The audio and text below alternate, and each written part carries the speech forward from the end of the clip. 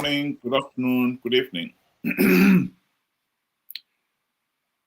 A lot of things have happened in Tanzania since the 29th of October presidential elections. There are many lessons we should learn, and it will be a pity if we fail to learn those lessons. Because by failing to learn the lessons, we will only be making it certain that we will repeat the same mistakes over and over again.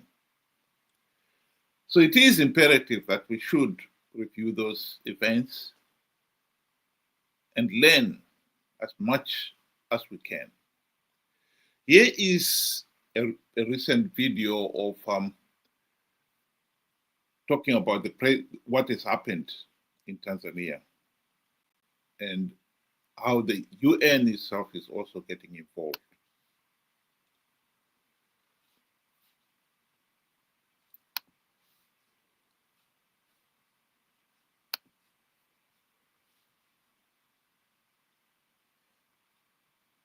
Tanzania, carried out by government security forces. Protests erupted there after the disputed October the 29th election of President Samia Suluhu Hassan. The opposition party, Chadema, says over 1,000 of those protesters were killed in what is an ongoing crackdown, a number that Hassan's government disputes. A warning that some of the images you're about to see in this next report may be disturbing to you. In a small room somewhere in Tanzania, a 32-year-old is in disbelief. He still can't make sense of how he got here, bedridden with bullet holes in his legs. The man, who does not want to be named, went out to fetch water when it happened. Police shot him at his doorstep the day after the elections. I found myself on the ground.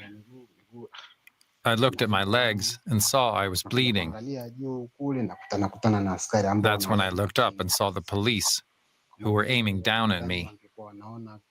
If my upper body had been in a different position, I think they would have shot me in the head.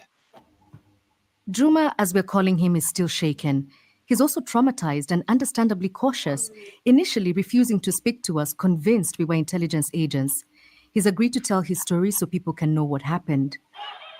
The full extent of the violence after the disputed poll is still unknown, but clues have been emerging, like these images that appear to show armed men using violent force against protesters. The exact number of the dead is still unknown. Some rights groups say it could be in the hundreds. This resident tells us what he saw. I heard loud sounds, pop, pop. It was gunshots. I stood and saw a body here, a body there, another one there in pools of blood. I felt so confused I couldn't even run. It's true that people have died. Many people have died. I witnessed it with my own eyes. The government has yet to address the alleged killings. 2 weeks after the election, life in the largest city, Dar es Salaam, resumes cautiously under a watchful state. While recording this, a team filming for DW was stopped multiple times by armed police.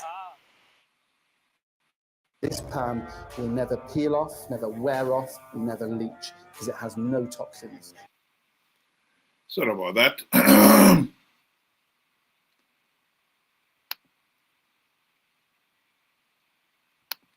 Ben, you've heard that video clip. What do you say? Good day to you and good day to our viewers. You know, for me, any violence is just not good. You know, we are now living in a world where people should be able to express their feelings and their rights within bounds. We are finding a government that is not willing to let the people or willing to engage the people in their differences, but rather, will use force. And what makes it even worse is that we are seeing pictures of, civilian, or let's call them mercenaries for what they are, going about killing people. I mean, to get to that extent where you now kill your own people just over power, it's shocking that a once loved person, a once welcomed person would actually now turn out to be the worst thing that has ever happened in Tanzania. The lady will go down in Tanzanian history books and in the world over, that she murdered people. And we have seen this in Africa. African leaders have gone to these extents of killing just to stay into power. Many we can even liken to Zimbabwe. Over 20,000 people were killed, during the Kukurahundi, just for one, club, ZANU PF, to keep their hold on power. It's really sad, and it hurts. It hurts. I really do feel sorry for the victims and their families and the people of Tanzania themselves. I couldn't agree with you more. I think it is tragic that 60 years after independence, Tanzania is having these flashbacks. Tanzania has been fortunate in the sense that ever since their independence, they had not witnessed this level of political instability.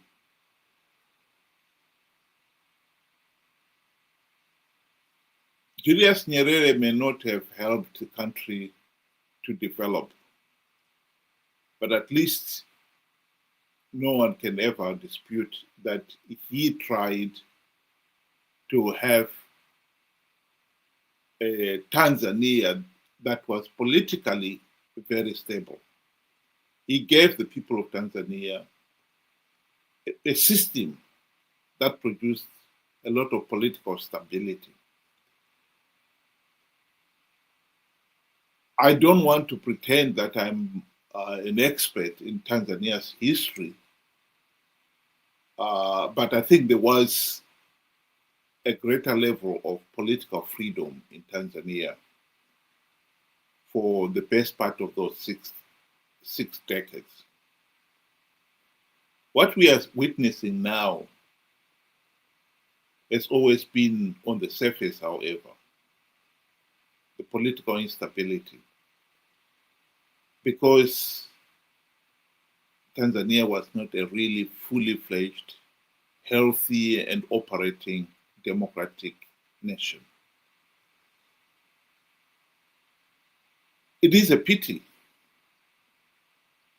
but whatever time the late Julius Nyerere left the country, they were not able to build on it to increase political involvement, to make it even more politically stable and economically prosperous. And this is what we are witnessing now. But now it has come to this. The question then is, what lesson can the people of Tanzania learn? And what lessons can we in Zimbabwe learn from what is happening there? And indeed, the rest of Africa. And this afternoon, we really would like to concentrate on those points. What lessons should the people of Tanzania learn from what has happened? Ben, I don't know whether you've given that any thought. What do you think is the number one lesson they should learn? For me, when I look at Africa, in total, we would like to paint a picture that democracy exists. And no matter,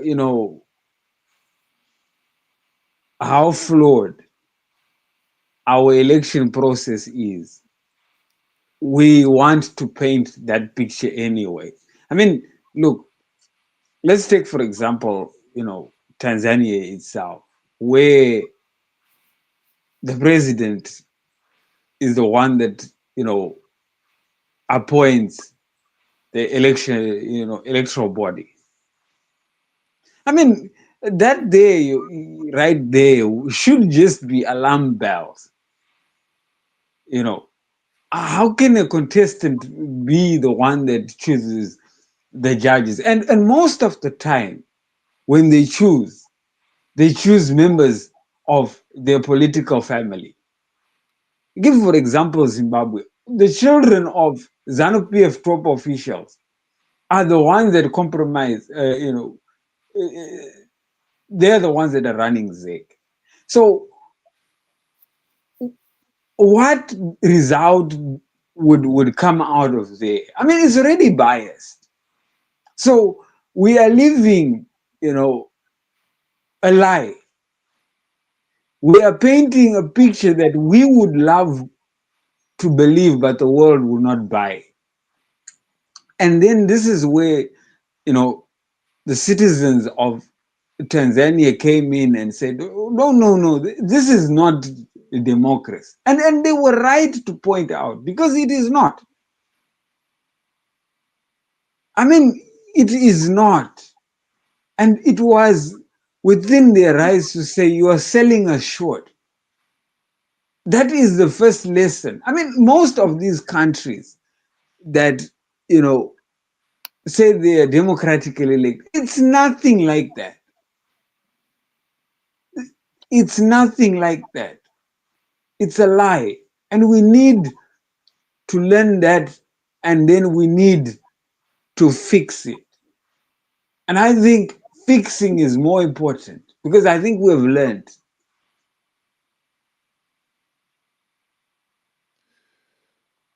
Yeah. I think we'll listen to a video clip of Professor Lumumba, maybe two or so minutes to hear his views on this issue.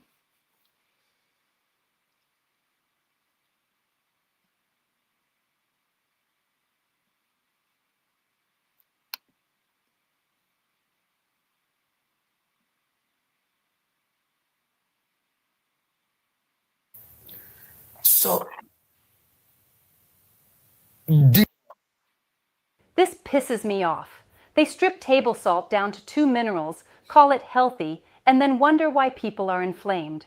The Red Book shows the truth, but only detaining people, jailing opponents is the wrong way. Nyerere himself used to say that democracy, however understood, is a competition of ideas. You put your ideas into the market of political competition, is a buffet of ideas. Yeah. Then the people will choose. In any event, I still hold the view. Even if elections were held and all these opposition leaders were to be allowed to campaign, CCM would still beat them. Because CCM is rooted in the villages and hamlets of Tanzania. But because you stop them from participating in the electoral process, because their leaders were in jail, now they have the moral high ground. It is unfortunate. And my hope and prayer is that the administration of President Samia Suluhu Hassan will enter into a political rapprochement which will entail welcoming all political leaders to discuss Tanzania. Because Tanzania is no longer the same. After the events of 29th of October,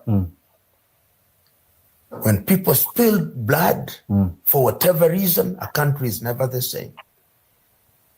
And wisdom not only requires and demands that there is a meeting that Tanzanian and Tanzanian political parties and players come and reason together for the sake of Tanzania. It is necessary that it is done, and I hope that it will be done. So I mean, well, the reports are saying 700 dead, and I mean, it's crazy. Even one life is too many. One life is too many. Yeah, one life is. I think we'll stop it there. I think one of the big points that I'll pick from what Professor Lumumba was saying there, which I think many African countries have failed to grasp, is this whole idea that democracy is or should be an opportunity to have a competition of ideas. That has been one of the big failings of African countries. They don't want competition, period. They see competition as a threat because, like it or not, if you've been in power, like some of our governments have been in power, even one term, 1 5-year term, in many cases you find you begin to run out of ideas. And people would want something new. Let's face it, all the countries where there is democracy, you'll find the regimes in those countries hardly ever last more than 10 years, 15 years maximum. And that is something that African leaders don't want. You're looking at people like Mugabe. He wanted to stay in power. Even after being there for 20 years, 30 years, he still wanted to continue to stay in power. Look at Mnangagwa. Mnangagwa has been in government. Okay, he wasn't the president, but he was a senior member of ZANU-PF ever since the country's independence in 1980. And when he felt his hold on power being threatened,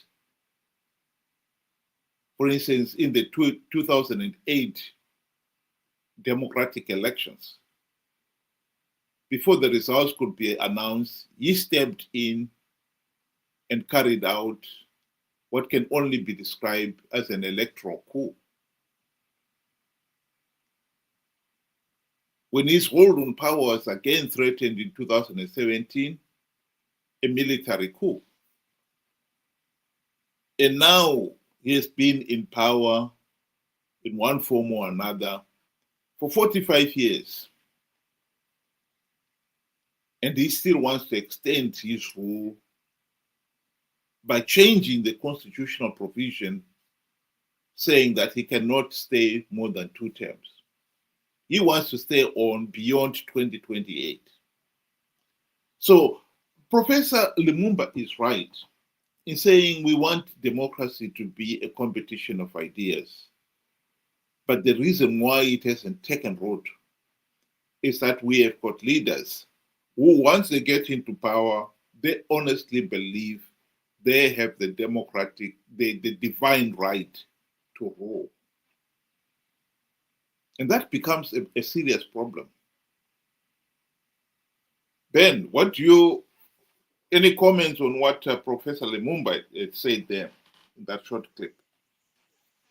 I agree with what your analysis, but I want to take a different twist to it. The people of Africa, the citizens of the general populace, is not doing any favors. I mean, I'll give you an example. Us Zimbabweans, if I am to stand up and say Chamisa lied about the 2023 elections, that he would win big, that he had covered all the loopholes, I will be met with fury, not from Chamisa, but from the ordinary citizens. They will defend their leader no matter what. They will go to an extent of calling me, a Murakashi, Zigananda, and so forth. Yet, with the push of a button, I can play the video evidence of Chamisa saying that, but they will not agree to it. So we are not doing ourselves any favor. And it's the same even with the ruling party. If I am to try and correct that what they're doing is not right, I become a puppet of the West. So our politics, we suffer from the Mozambican syndrome, where we do not encourage debate, we do not encourage fact-finding, we do not want to correct any mistakes, the citizens themselves. So we are promoting this, this kind of environment, this kind of political environment. So we are not doing any favors for ourselves.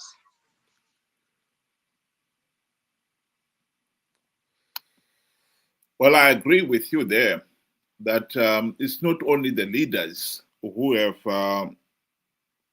refused to grasp the idea of democracy being a competition of ideas. The supporters themselves have fallen into the same trap.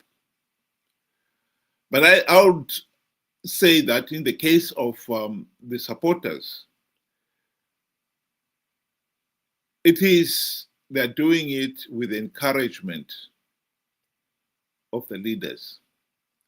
Because in other countries where the leaders have grasped the concept of democracy being a competition of ideas, the leaders, the followers have followed route. You have to look at countries like South Africa, Botswana. They have had fairly healthy and functioning democratic systems of government because the founding fathers had the vision. They appreciated, in fact, the importance of having a democratic functioning institutions and a democratic system of government. And so cultivating it has been easy. But I agree, when you've got the leaders themselves who do not want democracy, who are exploiting the ignorance of their followers, because let's face it, some of those followers, they genuinely believe that their leaders are the only ones who are competent to rule. This mentality, as the Greeks would call it, tribesman mentality, where you believe in your tribe, you believe in your tribal leaders, and in fact, in the case of Zimbabwe and other African countries, that mentality becomes so powerful that one can consider it to be the personality cult mentality, where the leader is literally worshipped.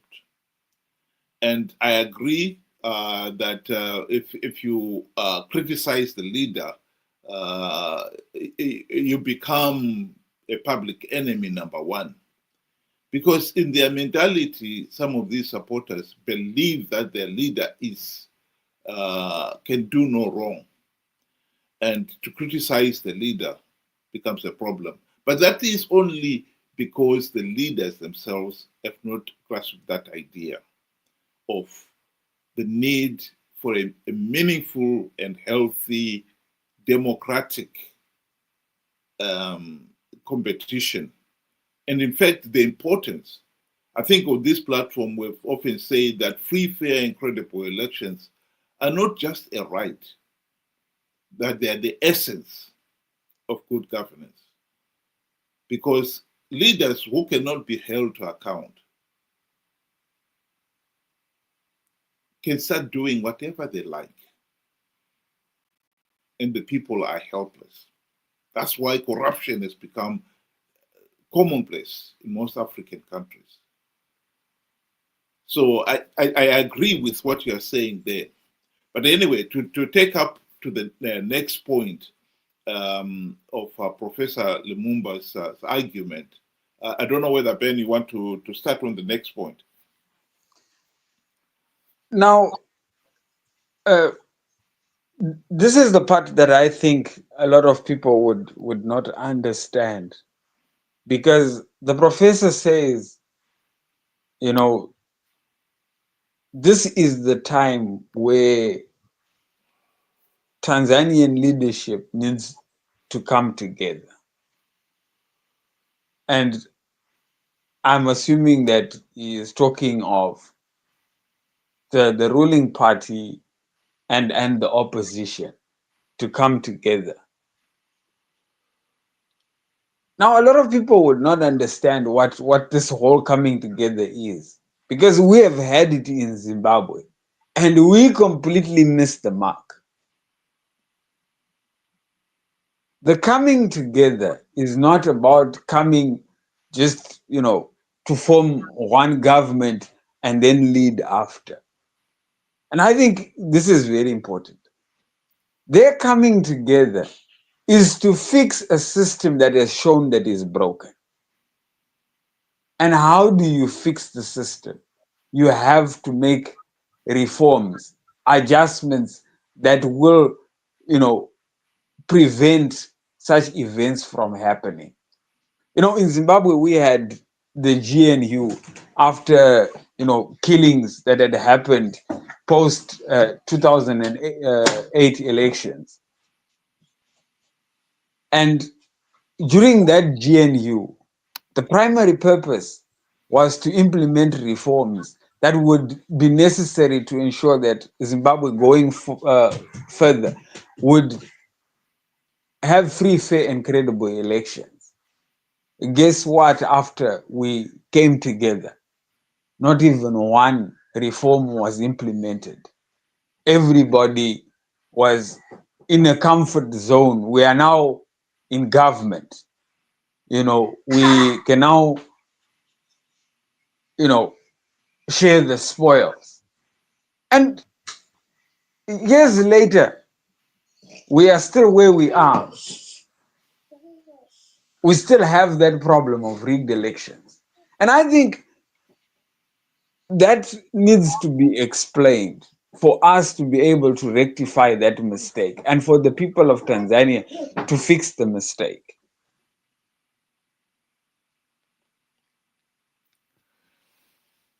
I agree. I think in this particular case, my personal reaction to that suggestion by Professor Lumumba is that it would have been better if they had fixed, like I said, built on the stronger institutions these last 60 years. Because let's face it, the fact that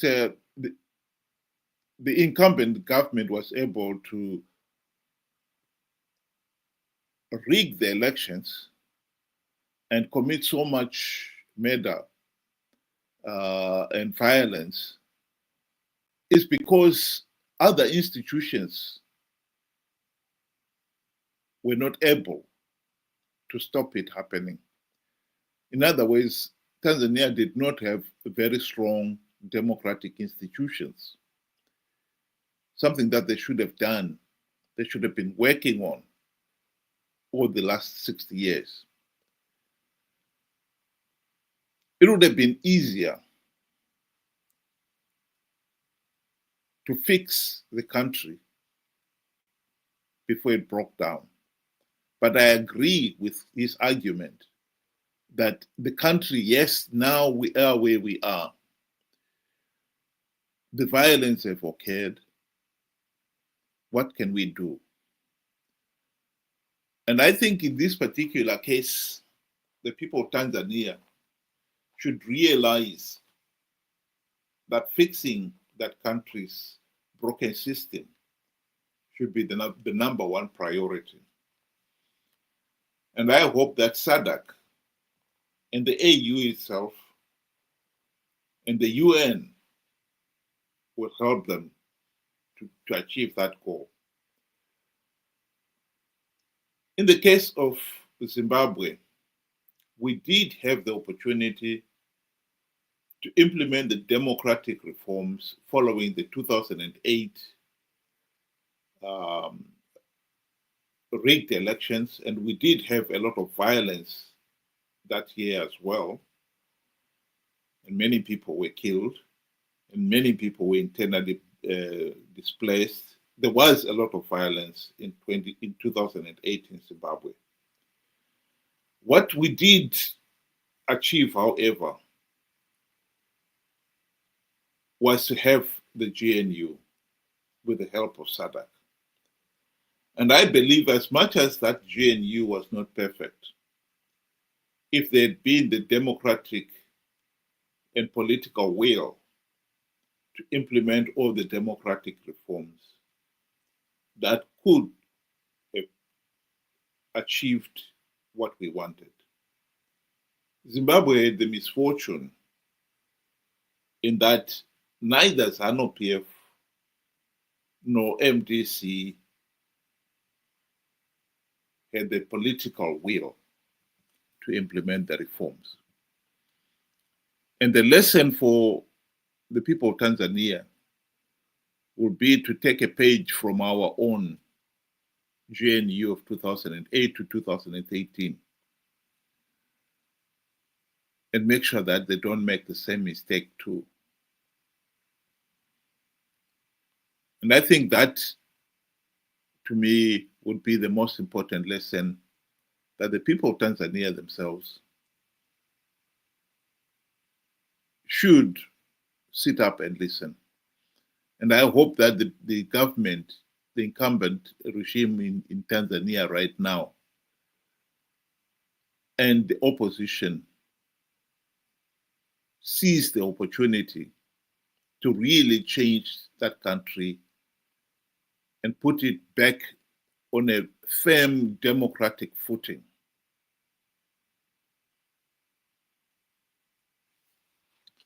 Thank you very much. I don't know what's happening. I don't know if Temba, if you can hear us. I think your devices are not connected, so we cannot add you to express your views. So you need to check your own devices there. It's saying there the device is not connected. Thank you, Ben. Do you want?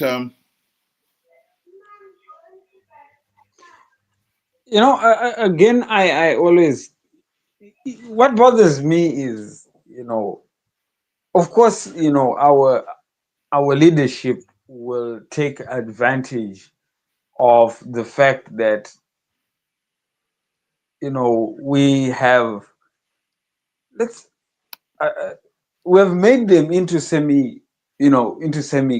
We've put them up on a pedestal where our leaders or our respective leaders can do no wrong. I mean, I gave you the example of how Triple C supporters will go up in arms just because you have mentioned something that Chamisa did which is not right, and vice versa with ZANU-PF. So the people, the citizens, are not helping. We're not demanding. Where somebody is in office and they promise something and they should deliver. If they do not, we question them or we remind them and we push them. This makes somebody even better. But if we are going to defend, we then take away our power, and leadership will get away with it. They're no longer accountable to anybody. And I think this is where our problem is with our politics in Africa. We have our tribes, we have our cliques, we have our organizations that we hold so dearly, and they can never be wrong. No matter how flawed they is, no matter how much evidence there is, they will never be wrong. I mean, we've seen Sapatina, no matter how difficult Zimbabwe is, when somebody is surviving on $1 a day, and people are grinding for a living, somebody will protect, some people will protect an organization that is killing its own people. No matter how much Chamisa would lie in front of not only us, the neutrals, but even to his own supporters, he will still soldier on. He didn't do it. Here is the evidence. No, he didn't do it. You are wrong. You are, and they will swear you and all sorts of, insults. So as the citizens, we do not demand accountability from our leaders. Rather, we bestow them and make them kings. That way they become untouchable. That way they can do what they want and get away with it. And I think this is the problem why, Africa is where it is. And I refer to, Ian Smith, who says, giving a vote to somebody that doesn't know what it means is a big waste. And I believe a lot of people do not understand what a vote or what their vote means to the future of a country. And hence we have found that some people will be willing, just because I voted, it does not matter whether the election was free, fair, and credible. They don't mind. I will go and stop Vision 2030, but I'm willing very much to participate in a flawed 2028. This is the mentality that we have. And until we fix that, we are in trouble. We cannot run away from it. We are in serious, serious trouble. And this, what we are seeing in Tanzania, will become a normal day on an election event.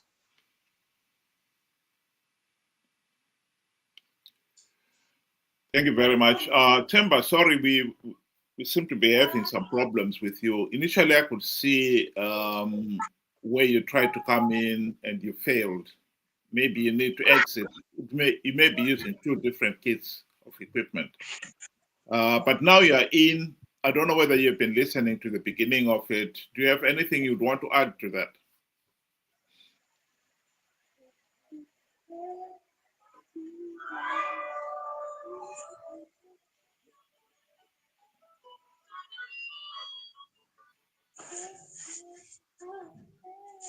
Hello, Temba, are you still there?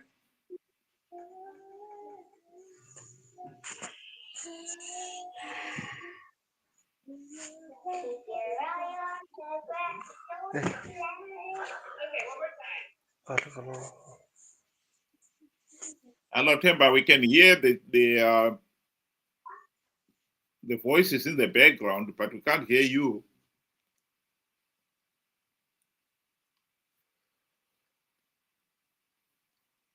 Okay. Lynn, are you ready to play the video again?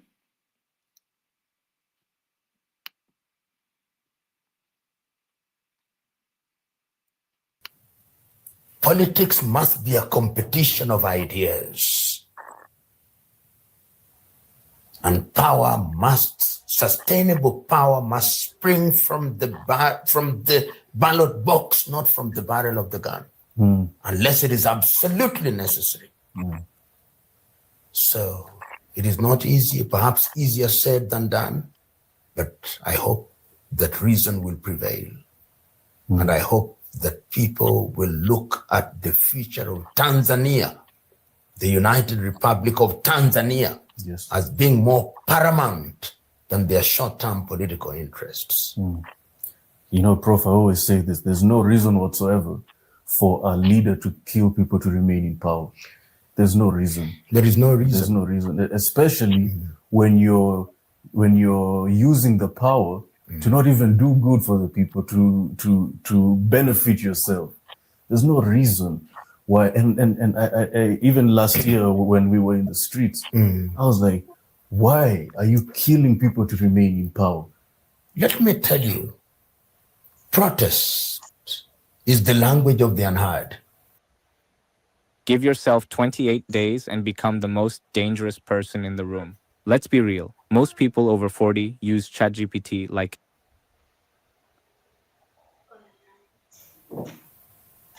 When you hear people through normal discourse, they'll never protest. When you see people go to the streets in any country, it means that they are unheard. Therefore, they are going the extra mile.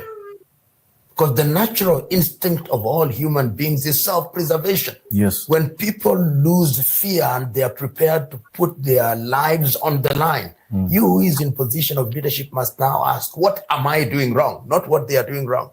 What am I doing wrong? That is the relevant question. And once you ask that question legitimately and you've heard them, then it is your duty to engage them and find out what it is that you are doing wrong. But the politics of self-righteousness, the wise say that worse than ignorance is arrogance. And when you listen to many so-called African leaders, they are swimming in the sea of arrogance and drinking the waters of self-righteousness with which they are now drunk. And their desire is to seek power by any means necessary and to preserve it by any means necessary. When that is your mantra, you lead your country through a shortcut to chaos. And for what? For what? To what end? Yeah. But I think I'll come in there. That the mandate to rule should be based on. What I see that is very promising is the rise of the youth. Should be based on having majority votes in a free, fair, and credible election. That, unfortunately, is something that African leaders, like we said earlier on, they do not want. That is to them a gamble. They fear they will lose power, and so they resort to the shortcut. ZANU-PF has never held free, fair, and credible elections in Zimbabwe ever since the country's independence in 1980. Never. The first elections in 1980, as much as the parties at the Lancaster House agreement agreed that to encourage the process to be free, fair, and credible, all the political freedom fighters, the operatives, must be withdrawn during the election campaign in 1980. ZANU-PF did not withdraw all its operatives to assembly points. Many of them were left in the field, and their campaign message to the people of Zimbabwe was that if ZANU-PF does not win the election, the Bush war would continue. So it is no surprise that the people decided to vote to end the Bush war. And that's why we are where we are. Because ever since ZANU-PF got into power in 1980, the first thing they did was to consolidate their hold on power. And they turned Zimbabwe into a de facto one-party state. And it is still a de facto one-party state to this day. I don't know whether we've managed to bring in Themba. Themba, can you hear me? And if you can you pick up, can you unmute yourself and let's hear your views.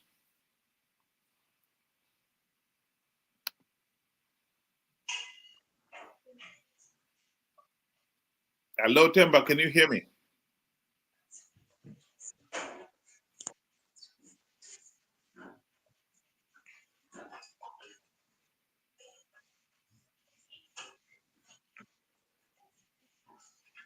Hello?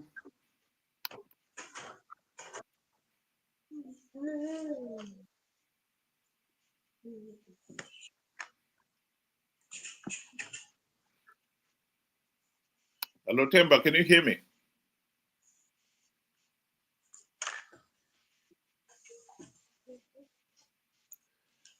Themba, if you can hear me, I think, I don't know why, you seem to have 3 different devices now.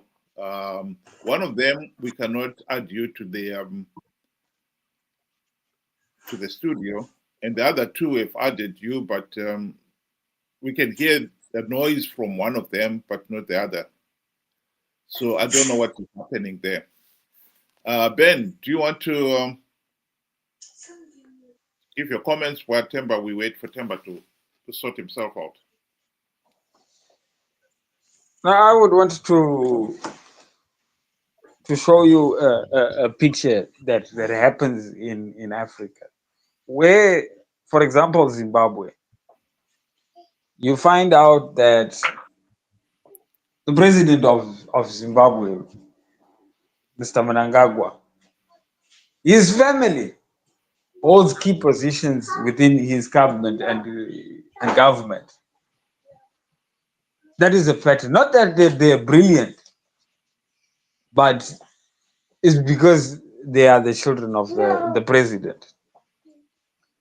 Then I'll go across to Malawi. Malawi was invited, the president was invited to go to the UK.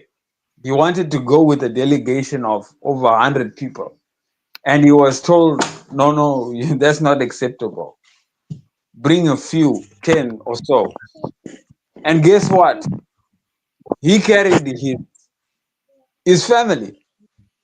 He left all his ministers of foreign affairs and everybody that held key positions in any discussion. And he went with his family. You know, you look at DRC, from Kabila to another Kabila. Other countries, it's the same. The families hold key positions within government. That is not the democracy that you would be expecting. In a full functioning democracy, you are expecting merit,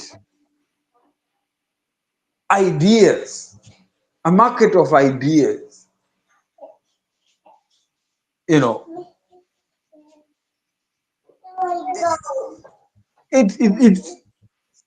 we are far from where we are supposed to be, and yet we claim to be there. So it becomes very difficult now for us to be corrected or to correct ourselves because we are in denial. We do not, want to face the fact that we are not functioning democracy. We are not an example of democracy in most African countries. To me, you know, that alone speaks volumes and summarizes all of us. Temba, can you come in?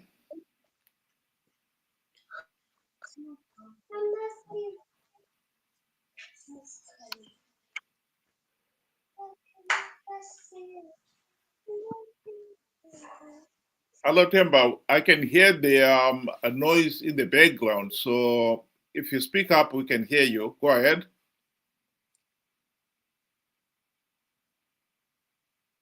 Okay. Seem to be having some endless problems with Temba there. I would like to play a video clip of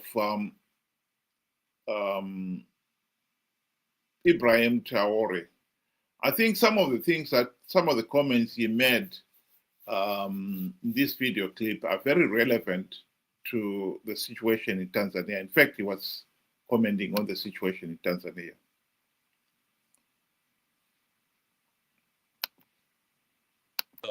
Of boots on asphalt and the faint wail of sirens swallowed by curfew. It was the night Tanzania's new term began, not with applause, but with fear. Within 24 hours of the oath, the Tanzania election crisis had become a human tragedy, one not confined to ballots, but written in blood across the country's cities. Reports from Human Rights Watch, The Guardian, and Le Monde converged into a grim consensus. Hundreds dead, perhaps thousands. Hospitals overflowed, internet lines were severed. The capital, Dodoma, slept under the shadow of its own government. But it was Dar es Salaam, the heart of commerce and hope, that bore witness to what locals now whisper as the night without names. At Mwananyamala Hospital, witnesses described military trucks arriving long after midnight. One nurse, who spoke under anonymity, recalled the arrival of more bodies than beds. The order was simple, she said. No documentation, no signatures, no statements, just silence. We saw shoes, not faces, she whispered. We heard the roll of tires, not the cries of the living. The Virgin Media Black Friday sale is here. Get M250 broadband and enjoy 3 months completely free. Plus, switch to us and we'll credit your account with up to £200 based on the value of your early termination.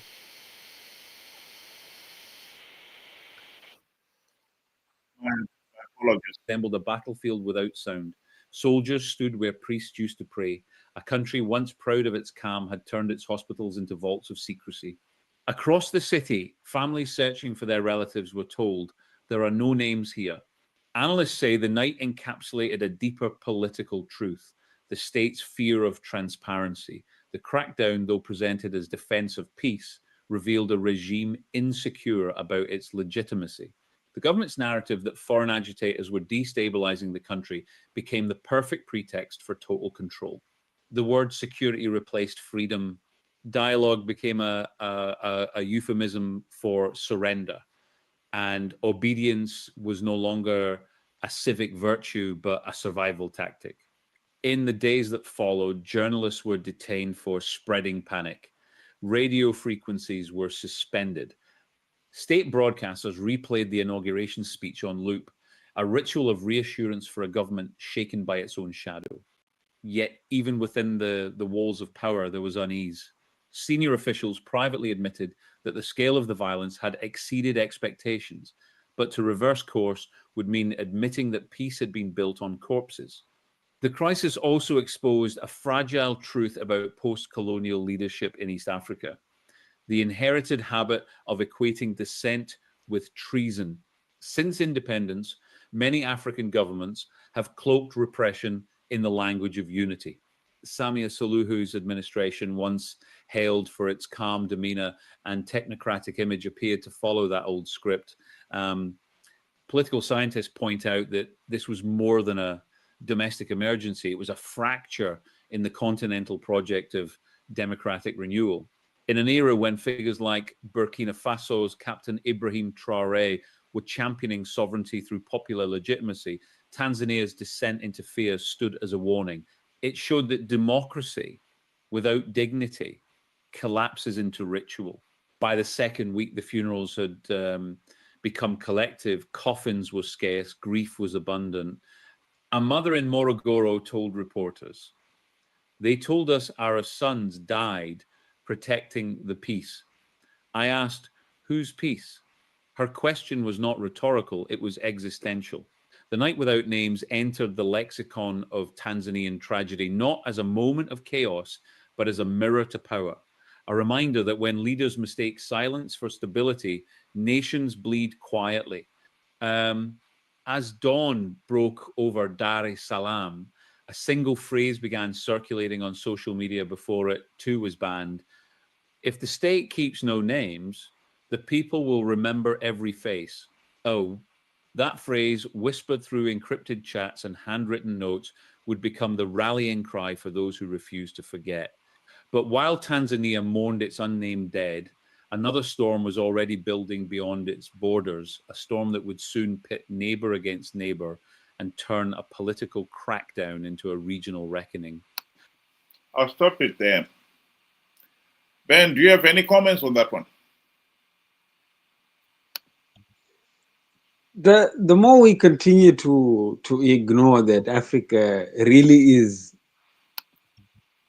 no democracy, and the democratic space is very, very limited to so many factors. The more we continue to deny this, the more we are going to leave the 29th of October across the continent. And worse, we are going to see coups. I mean, this is what is happening. How many coups have we had in just 1 year or within the past 5 or decade? It means there's something wrong with our so-called beautiful democracy, the one that we are painting to the world. There is something wrong with it. But we are denying, like I said, and it becomes very difficult for us to get help. Somebody that is in denial, you really cannot help them. They have to accept and acknowledge that there is a problem. And there is a problem in Africa because we are living a lie. We are giving the people elections that we know are not free, fair, and credible. But then we stand up to the world.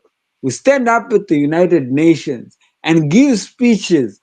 Yet we are doing the exact opposite in our hometowns and in our countries. That is what is happening here. And, you know, the problem also is that we have an African Union, we have a SADC, we have different regional bodies within Africa that don't seem to want to stand up and say the right thing, the truthful thing. It becomes very, very difficult for us to continue on this path. And like I said, this path will only lead to more killings in Africa. It will only lead to coups because the so-called democratic space or democracy that we want to paint is all a mirage. It's non-existent. That's how I can summarize. Hello, Temba. Can you hear me now? Can you come in? Hey, good day. I've been struggling with the technology. Yeah. I'm glad you were able to succeed. Yeah, we are talking about Tanzania and the situation there and what lessons can the people of Tanzania learn and what lessons can we in Zimbabwe learn from the situation there and what lessons can the whole of Africa learn from what is happening in Tanzania. Welcome to the program. I appreciate the welcome. But do we need lessons?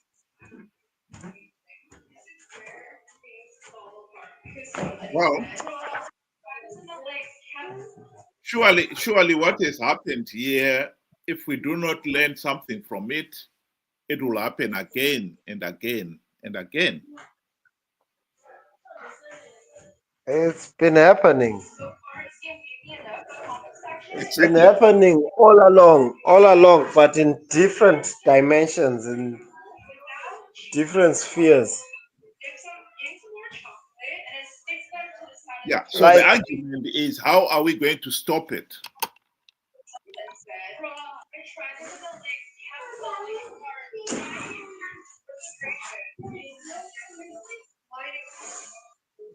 how are we going to stop it?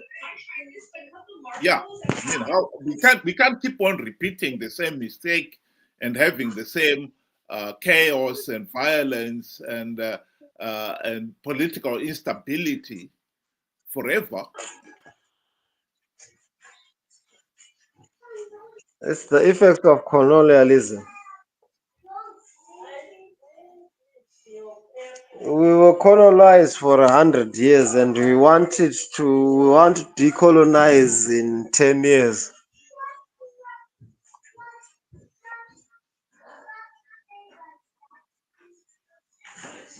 Well, is that saying then it should be allowed to continue? I don't understand what are you trying to say there? What we have to be cognizant of the strategy we use. The strategy we use of examples of other African countries who were also colonized for multiple years, and then we use the same strategy. So we have to redefine democracy as Africa, as Zimbabwe, to be specific. We have to redefine democracy. What is democracy? Because if we say democracy according to the Oxford Dictionary, it's not working. It's not at all working. Democracy, let's go back to our roots and ask, what is democracy according to our roots? So it's something long term, it's not short term. And people, you may want it short term, it's not short term, it's long term.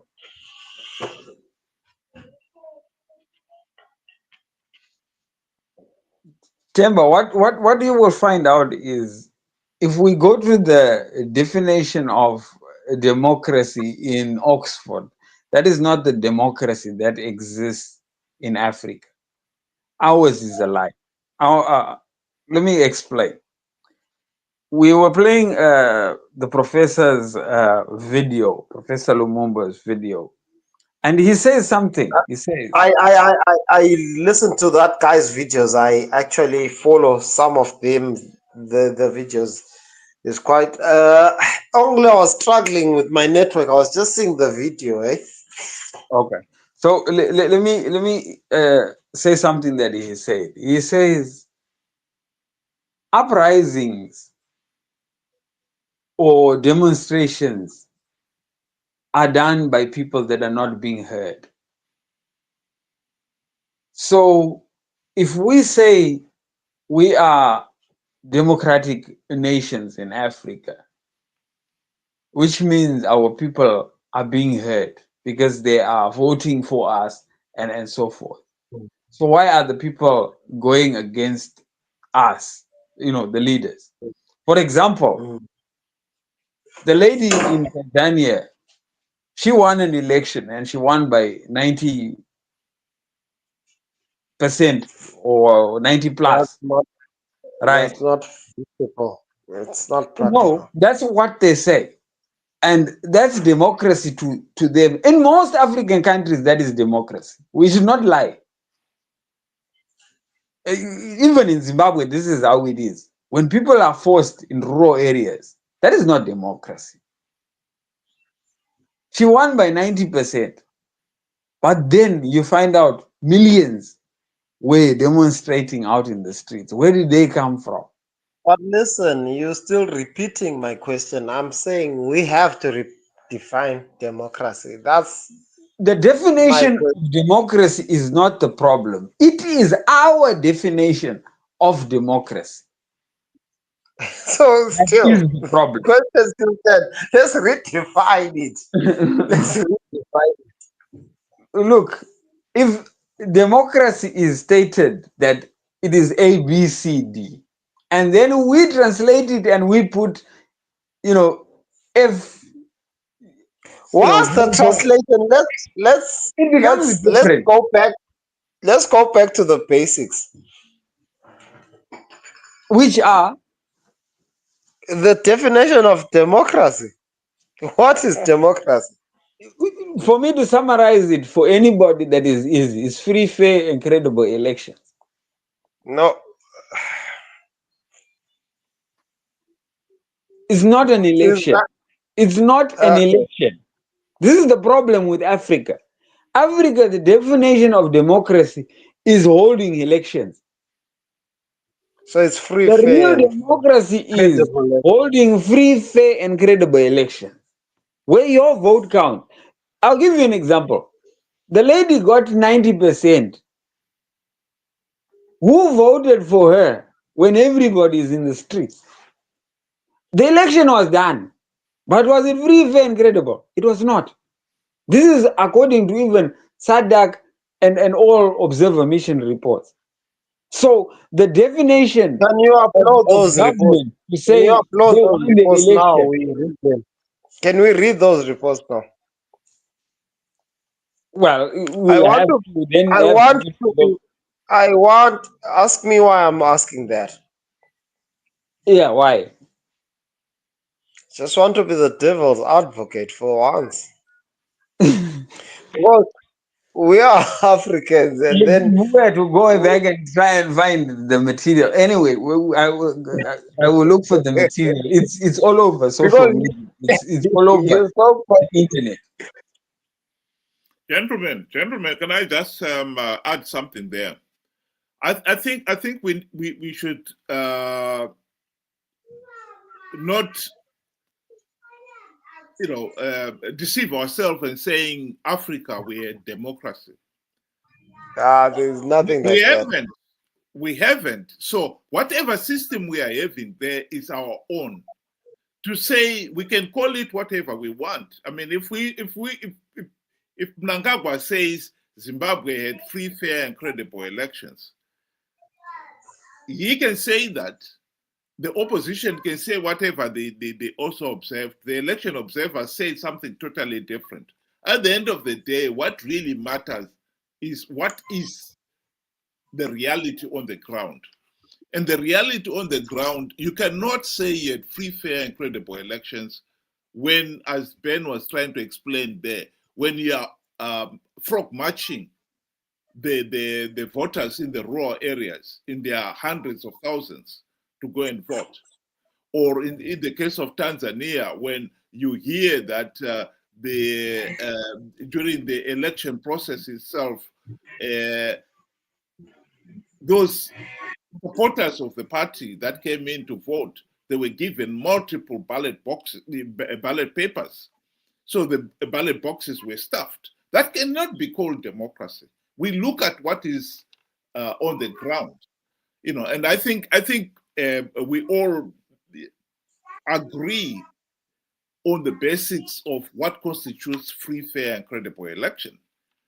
The fact that the Mnangagwa pretends he doesn't know, we all know that he knows what constitutes free, fair, and credible election.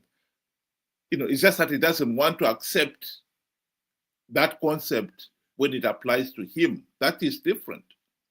So I don't think it is a problem here that we don't understand what democracy is, what free, fair, and credible elections are. It's just that in this case, we have got those in power who keep changing the rules, who keep moving the goalposts and pretend that it is still democracy. It is not.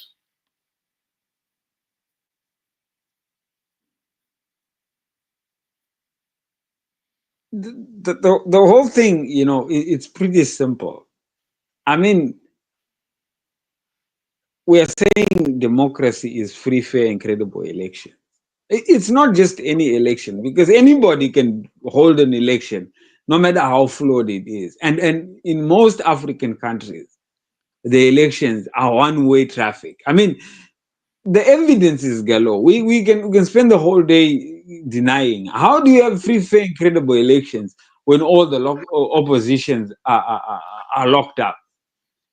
You know, how do you say you have free, fair, and credible elections? For example, in Zimbabwe, where, you know, even in the news, it's just one man band. ZANU-PF did this, ZANU-PF that this. There's nothing contrary to what they, you know, or even try to criticize, lest you lose your job. You know, we cannot define it according to, this is the problem with what Africa is doing. We are defining or redefining democracy to suit us, to suit those in power. And then they run away with it. And unfortunately, we have weak organizations that protect the citizens. I really don't understand what somebody would be thinking when, you know, the same heads of state are the ones that meet at, you know, or that chair some of these organizations or run the organization. The same culprits. It would have been nice if it was an independent institution, have an independent SADC, where intelligent minds go there and compromise, you know, the whole composition of the organization. That way, That's a fantasy, bro. that is the real democracy, not our definition. This is where the You problem know, is. can I We are try and defining define our own. democracy? Can I try, by my little understanding, define democracy? Because the champions of democracy are the Americas. America has got two political parties, republics and democrats. And yet, Africa has got 56 parties per state. So it boggles the mind. It boggles the mind to who's championing democracy. They've got two parties, and us we've got 25 or whatever. I'm speaking on the prefix of South Africa. Yes, South Africa is a big economy, so its success will be an example. In either ways, yes, we accept that Dakota had signed whatever billions, which will be out nicely. But anyway, we're growing. But my fact still stands. America as the democratic champion or the democratic initiator has got two parties. We've got ZANU-PF, we've got MDCC, we've got MDC A to Z. Yeah, but having so many parties does not affect democracy itself. It I mean, does. no. Let me explain to you something, Tim. If you are in South Africa, if you followed your guys' election, and I was following it, and I could see what was happening in the command center, every of those 200 oppositions that were there, they had their small setup and they were tallying and they were doing whatever needed to be done. No, the transparency was there, and that is fundamental to free, fair, and credible election. What about split vote? Now, no, some of those are technicalities. We don't want. It's not. No, it's fundamentals, not technicalities. Those are fundamentals, because once you say technicalities, it's just numbers, but those are fundamentals. Temba, you are taking an election literally. We are trying to paint a picture, because now if we go to say split votes, to the simple, viewer out there, they will not then understand what we are talking about. We are just talking about how an election process should go about. No, We split don't want vote to will go as explain deep as mathematics, bruh. Temba, can I ask Simple you a question? mathematics. Sorry, Temba, can I ask you a question? Are you saying that South African elections were not free, fair, and credible? They were free, fair, and credible. That's democracy. Right. So what I'm saying in essence is democracy is flawed. So no. Why are you saying South African elections were free, fair, and credible, and Zimbabwean elections were not? I did not say that. So are you saying both of them were free, fair, and credible? They're all flawed in their sense. In different spectrums, yes. But they're all flawed. Ask me why. Yeah, why? I thought you said that South African This is what- elections were free, fair, and credible. Are you changing now?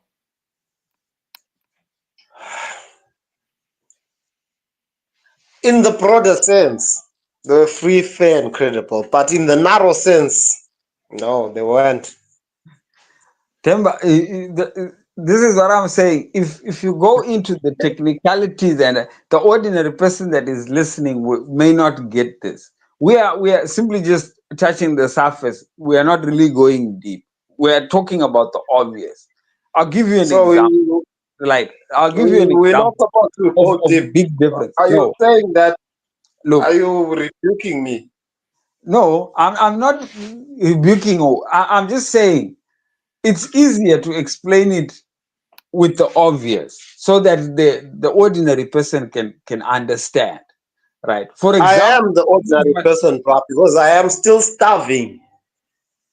So I don't know who's ordinary, who's not. If I go to the raw areas, I think we need to agree on facts, and then we can move on. Are you saying that South Africa's elections were not free, fair, and credible in the sense that they failed to represent the democratic will of the people of South Africa? They did represent the demographics, eh? No, the democratic will of the people of South Africa. The results are that the democratic will of the people of South Africa. I would like to speak on the demographics. What do you mean demographics? The population of South Africa and we can never compare South Africa and Zimbabwe. One of the things that Professor Lumumba was talking about, which is what Ben was referring to, is that elections should be free, fair, and credible. And the result should be the democratic will of the people. So if you win the majority, it doesn't mean democracy should mean you must win all the votes. No, you win the majority and we accept that.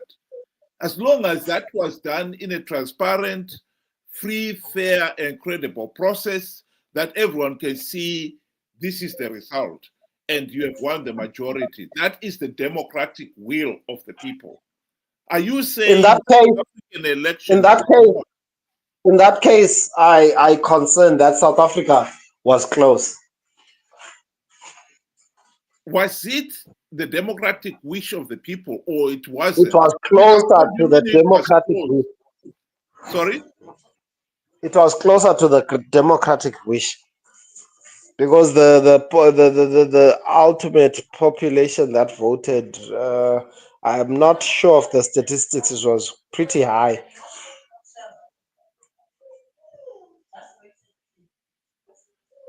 I think we can argue endlessly on a point like that. I think if they won the majority of the people who were declared the winners were because they won the majority of the votes cast in that particular constituency, we can accept. That's why there's a unity government.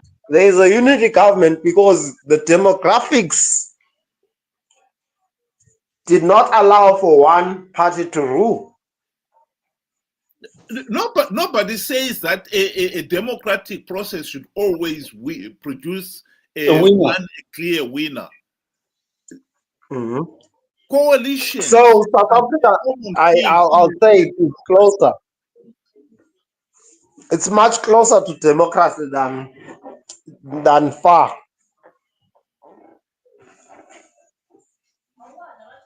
Are you saying it's not closer because it failed to produce a clear winner, so that you have got one party? Because no, but democracy doesn't mean that you must have one clear winner. That is the point. You can, as long as the results are the democratic wish of the various constituencies. How you make up that government, that image? Look at countries like Israel. Look at countries like here in Europe.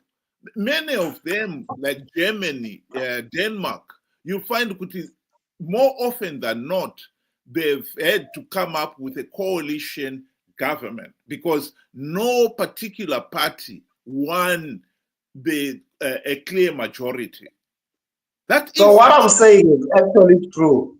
Is South Africa is actually closer to democracy than any other African country. Because the statistics, it's either it is democratic or it's not. Are you saying it is democratic because they fail to produce a clear winner? No, it's like 98% is not mathematically practical, guys. And even if you look at it from left to right, 98%. No, let's first look at the population of Tanzania. 98%. Tanzania. No, we are not talking of Tanzania. That's what I'm saying to you. That you cannot say just because Mnangagwa said the elections in Zimbabwe were free, fair, and credible, and therefore then it's democratic. You look at this the situation on the ground. That's what Ben was trying to say to you. People in Zimbabwe were frog marched. So the process itself, immediately, you've undermined it. You cannot say it's democratic when you're forcing people to go and vote, when you're bribing them, when you're in Tanzania, when you're disqualifying the opposition. You cannot turn around just because you are the incumbent, turn around and say, oh, it was still a democratic process. It's not. So we cannot, we should, you and me should not be arguing about Tanzania being democratic because no, we're not there. Tanzania is undemocratic. It's simple as that. We agree on that point. So we should not mix the two. Can I clarify something? Yeah. I'm just saying, I know Tanzania is undemocratic and as much as Zimbabwe isn't. So I just wanted to give an example of South Africa that it's at least trying to be democratic. It's got its percentage of trying. So Zimbabwe, Tanzania, Malawi, they're far from the mating crowd, if I can say. They are far from the mating crowd. So if we were to take the definition of democracy, the closest will be South Africa. And I don't want to take that as a fact. I want to take it perhaps as an opinion. The closest is South Africa, not Tanzania. I'm not supporting Tanzania. I'm not supporting Zimbabwe. But the lessons they are taking is, will they repeat the same script? But that's if we'll allow it.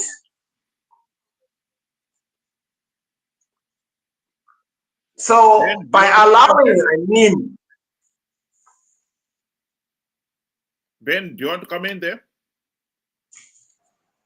Yeah, this is why we are saying there has to be lessons learned from it, such that we ensure that this whole thing does not happen again.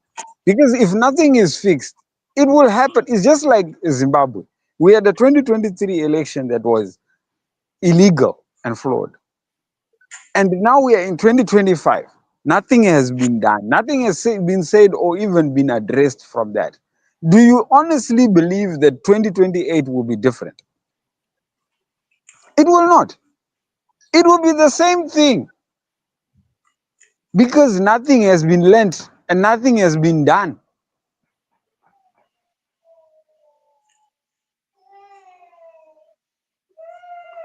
True, true. I concur. I really concur with a heavy heart. And this is why I am saying just giving the people an election does not mean you're a democratic nation.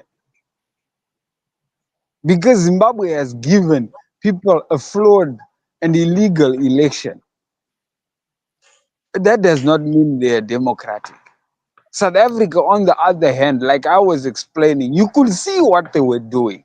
And when everybody left, everybody was happy. Even though there was no clear winner, everybody was happy. The will of the people. At the end of the day, it is the will of the people. An election is not about finding who wins. No. The election is to exercise the will of the people. People's right to choose who they want to lead them in various departments. And unless we get that, then we do not understand the democracy. And this is what Ian Smith was warning to say.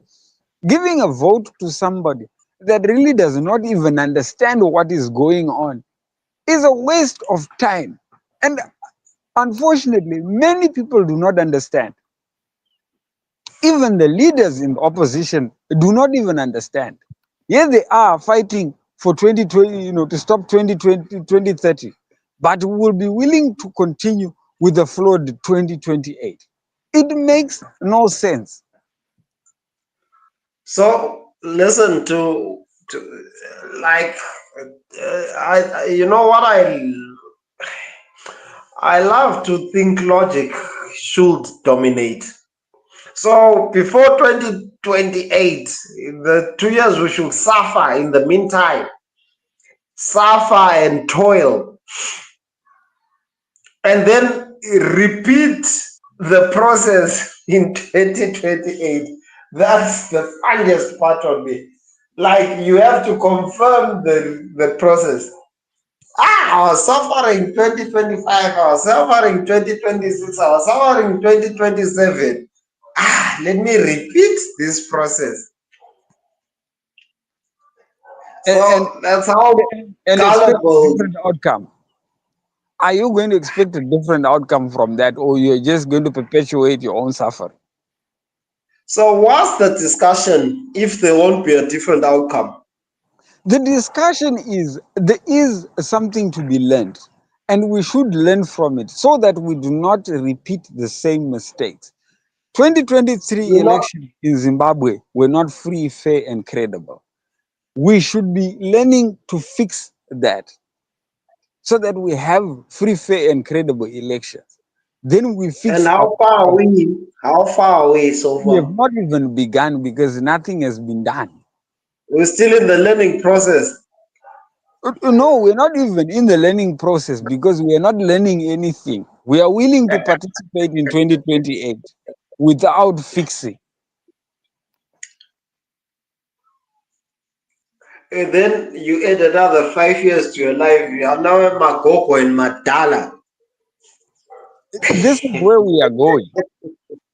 You see, this is our problem. And if you look at the subject for But the we're not solving the problems. We're not coming with solutions.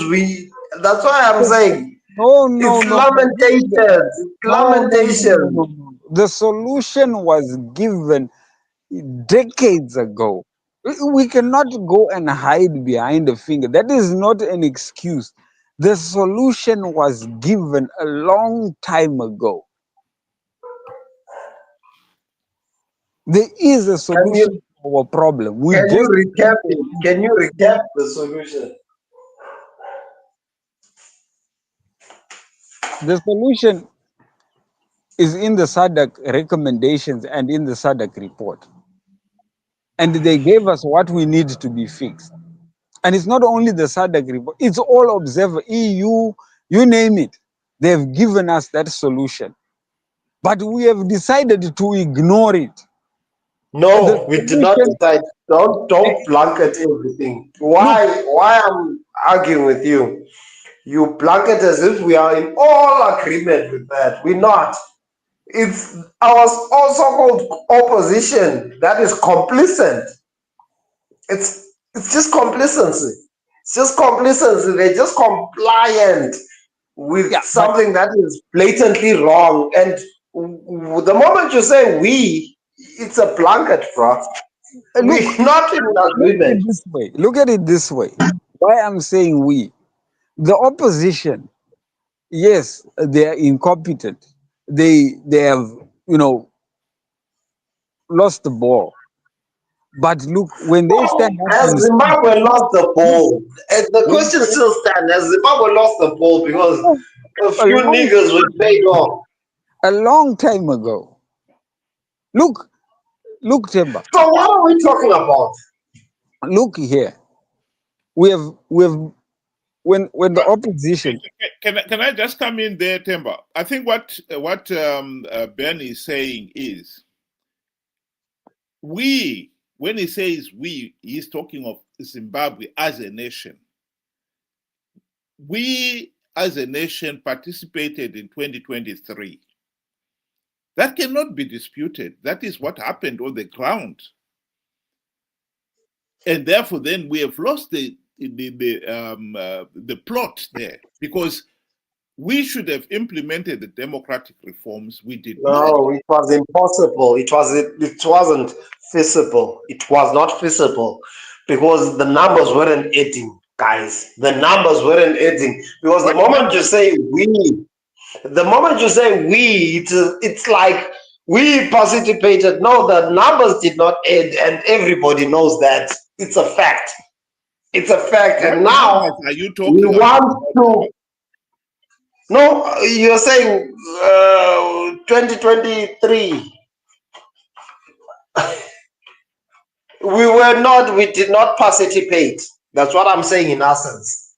Zimbabweans did not participate. Let's look at that fact. Why are we meandering behind that fact?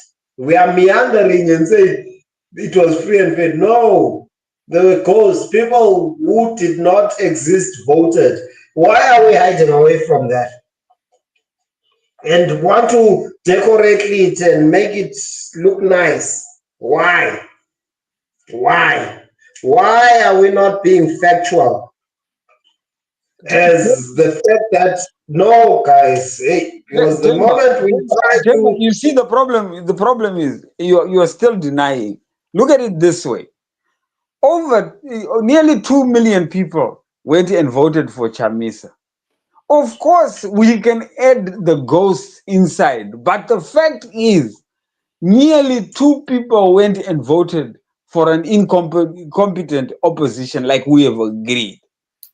So you cannot then say the people of Zimbabwe did not participate. The people of Zimbabwe did participate. They did not. I stand on they did these not. people, did Zek just give Chamisa those numbers? Those people that were at Chamisa's rally, were they ghosts? Yeah. No, the people that were at Chamisa's rally, those millions that were marching and doing all sorts of things, were they ghosts? Do you know where my point stands? By that time, people weren't confident about Chamisa. I'm telling you now. And now, Chamisa has got bragging rights to say, we had people. No, people weren't confident. I'm telling you. So who voted for them? Are we then saying all the numbers were and whatever we saw at the rallies were ghosts? Yes, that's what I'm actually saying. Come on, Dimba. You cannot say those were ghosts when you saw them on TV. I'm not sure if you can see ghosts on TV. I mean, we saw what was there. So you think even on social media. You think let's give credit to Chicken In here. So people who are given Chicken In. What are Zimbabweans as well. So when I'm saying we, participated. Now, this is where it all comes into. The chicken in, the chamisa chete chete, plus the ghosts. Those are Zimbabweans. Okay, I'll take that. That is our problem.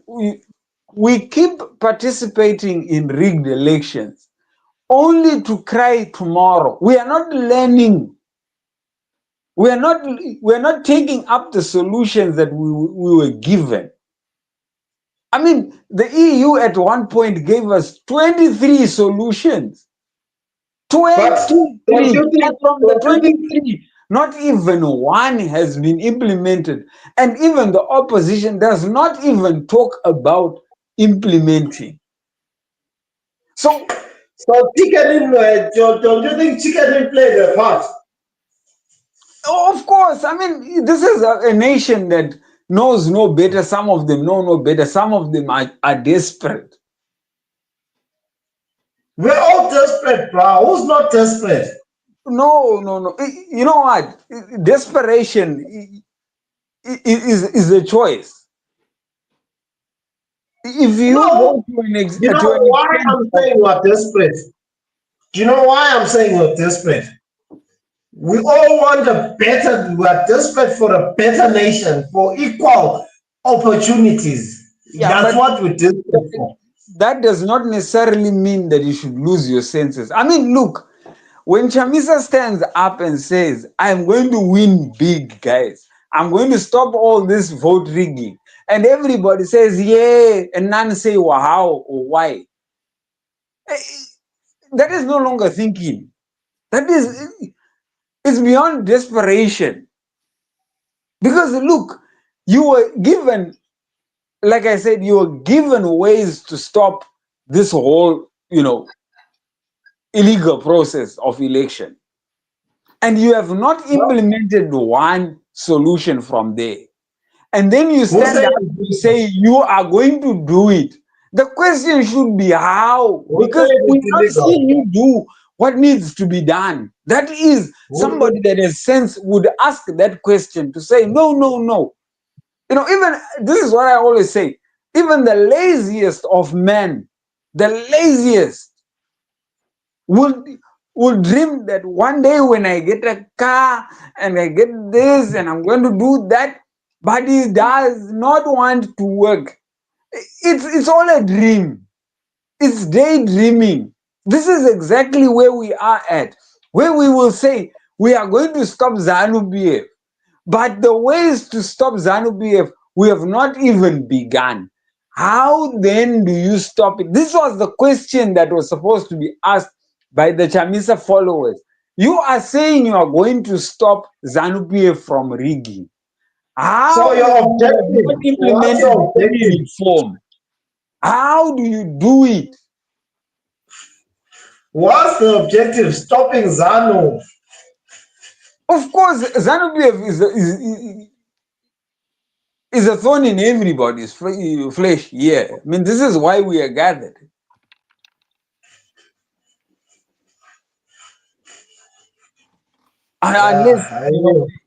Temba, can I ask you a question? Do you know what constitutes free, fair, and credible elections? I've got a blank idea, a vague idea. Do you know or you don't? I do. You do? Actually, yes. Good. Okay. Now, give me one thing that you would say must be there if you're going to have free, fair, and credible elections. The voters' roll. Right. I totally agree with you. And I'll add further and say you must have a verified voters' roll. Do you agree? Yes. That's what I'm saying. I actually know. Okay. Yes, a voter roll. Let's move on.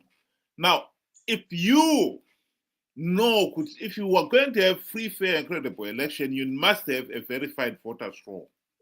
Yes. And yet you go ahead and participate in an election process where you do not have a verified voters' roll.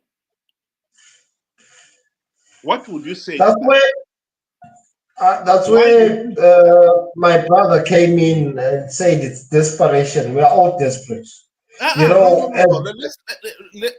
Let's not get there yet. Why no, would we you are. We participate are there. in a We process are that there you because know is not free, fair, and credible? you're so desperate, you hope for the best. You're so desperate, you think things can be miraculously happen. That's Okay. where we can't Okay. divorce All right. from desperation. All right. You have jumped the gun, but nonetheless, let's follow it up. In this particular case, we are also told that if you do participate, you give the process legitimacy. Would you still participate? Who says that? Who's saying that? No, Obviously, I'm there's telling a you. No, it's whatever. I'm telling you now that if you participate and the process is flawed, and you said yourself you are doing it out of desperation, and I'm also further informing you that regardless, if you do participate, you have got to accept at the end of the day that you are giving the process legitimacy. Would you still which is participate? rather unfair. No, I agree, but that's where the unfairness comes because What is so everything unfair has. about it, Timber? Timber, listen. If I am the person who is going to judge you, like Sadak and the AU, and I say to you, if you participate, yeah, you have got to accept the results because I cannot interfere after you've participated. You have given the process legitimacy. Then it's up to you to say, I'm so desperate, I'm still willing to participate. If you No, do, it's then not up to me. It's not up to me. It's not up to me. I beg to differ. It's not up to me. it's up to who? If you are the one who is participating. No, it's up to the leadership which would be the opposition. So what I'm saying in essence, our opposition is our biggest enemy. No, Temba, let's try to confine it to you, because otherwise we'll have to start bringing in Chamisa. But we can't. We can't. It's not practical to confine it to me. Say, you have got a mind of your own. No, it's not practical. It's not practical. Ask me why I'm asking that. Because I can't confine to myself. We are 15 million. We are 15 million. So I can't confine Zimbabwe to Temba. It's impossible. Nobody's It's asking you impossible. to confine all 15 million to Temba. All you are saying here is you act in what is in your capacity to do. You understand what constitutes free, fair, and credible elections. I'll play my part and cast I'll play my part and cast my vote. Yeah, no. This September, you know what constitutes free, fair, and credible elections. You for the vague idea, yes. Yeah. Okay, you can then make your own decision, because nobody will come and force you and say, "Oh no, you belong to ZANU-PF, therefore we must go and vote." Nobody's forcing you to do that. This is nobody will ever do that. You, nope. As an individual, has got to make. We if ZANU-PF convinces me otherwise, I'll vote for ZANU-PF. That's fine. Nobody's denying that. But the ZANU-PF has convinced you. We should not try to say, oh, it has convinced everybody else. No, has it convinced you? And if it has convinced you, that is what matters. We cannot keep on shifting the blame and saying, oh, the opposition leaders told us to do this. No, you yourself, you have got a brain, you've got your own conscience, you've got your own argument, you understand the issues, you make the decision. Ultimately, it's an individual choice. What's the question? The only time I would say, Kuti, you do not make that individual choice is, for instance, those in the rural areas. I have lived in the rural areas, and I know those ZANU-PF thugs, if they come to you and say, you are going to attend a rally, you go there. If they come to you and saying, today you are going to go and vote, they will know if you did not go and vote, and you could be punished for it. Those are the only people I would say, yes, those people have no choice. They are coerced to do things. But when it comes to the urban voters made a conscientious. Can I say something about that? Can I share a personal experience? Yeah, go ahead.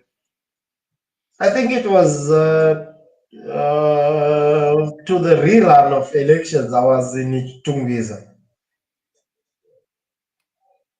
It wasn't only confined to rural areas. It was even in the urban areas. What tell us? The era of Wamgawe office, there were sporadic riots everywhere. That was saying Wamgawe office. It's either you join the bandwagon or you face the consequences. I had that practical experience. Only maybe because they were saying I'll be honest with you. I would not put it beyond ZANU-PF to do. I was in the urban centers in 1985 when the elections there, the intimidation by Women's League. During that time, it was Women's League, not the youth or the war veterans. It was Women's League. You know, some of these Women's League wearing their ZANU-PF uniforms with Mugabe's image on it. So what I'm saying in essence, it's not confined to rural areas.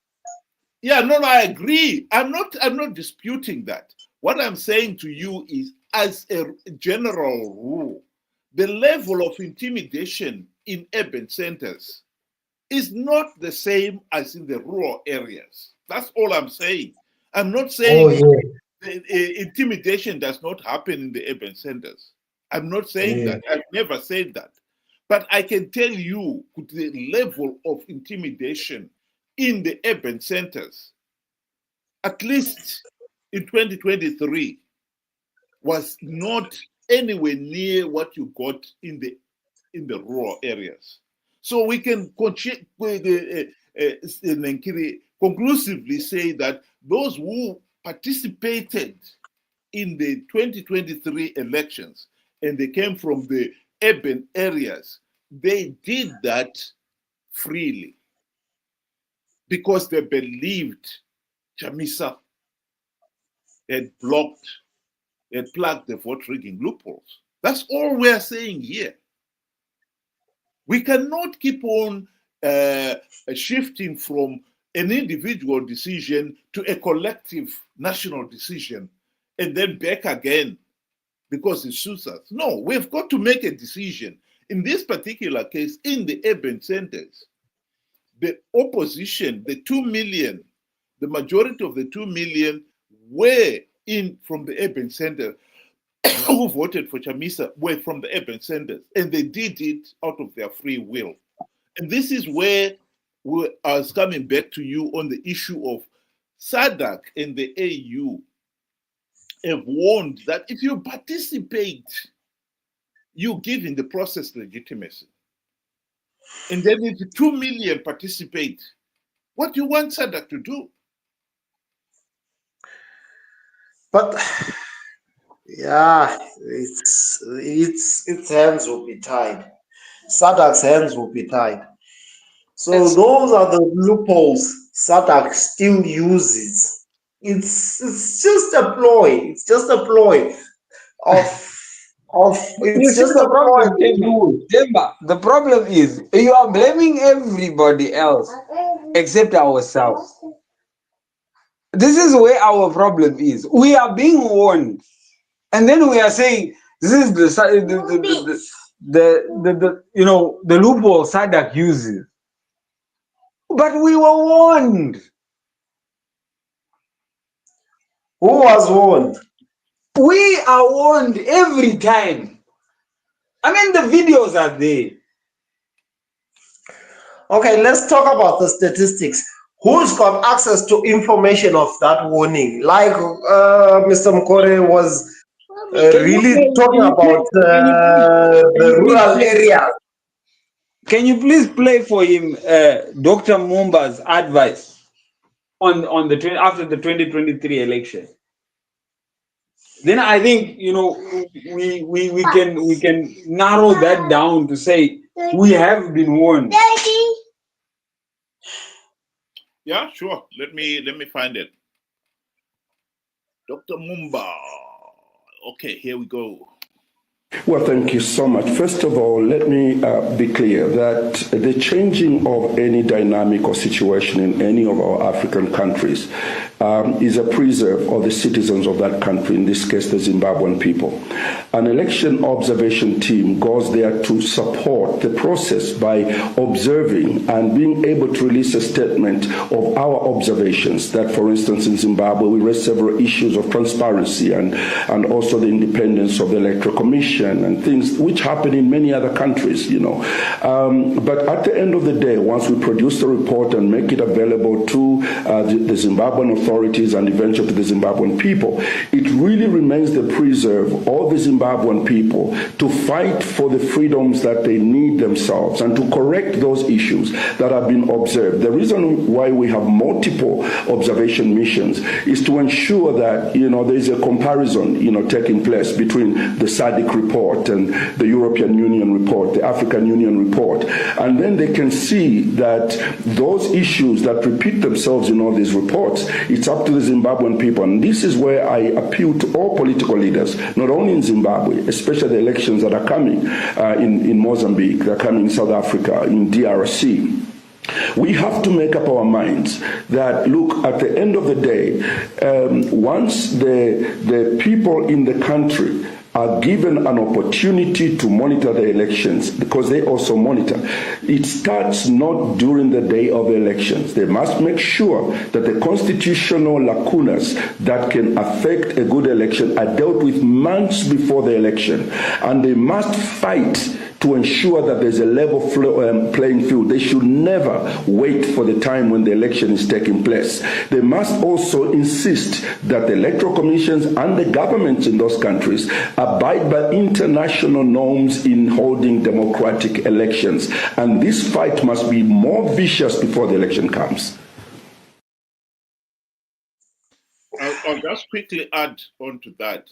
But in the case of Zimbabwe, the reason why the opposition have not been pushing for those reforms that Ben has been referring to is they failed to do so when they had the best opportunity to do so during the GNU of 2008 to 2013.